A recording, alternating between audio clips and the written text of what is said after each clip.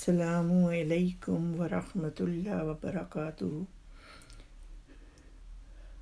میں آپ لوگوں کو آج شکر کے علاج کی دعا بتا رہی ہوں۔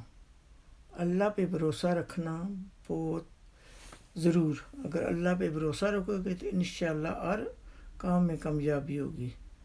اور دوسری بات ہے کہ اللہ کے نبی پہ درود پڑھنا، تو پھر اللہ خوشی سے آپ کی بیماریاں بھی دور کرے گا اور آپ کی دعائیں بھی قبول کرے گا۔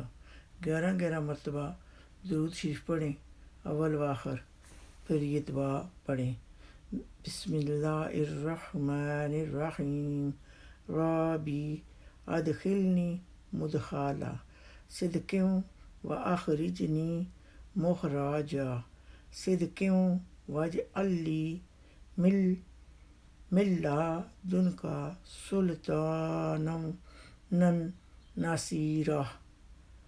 بلا ناغا 3 مرتبہ صبح اور 3 مرتبہ شام۔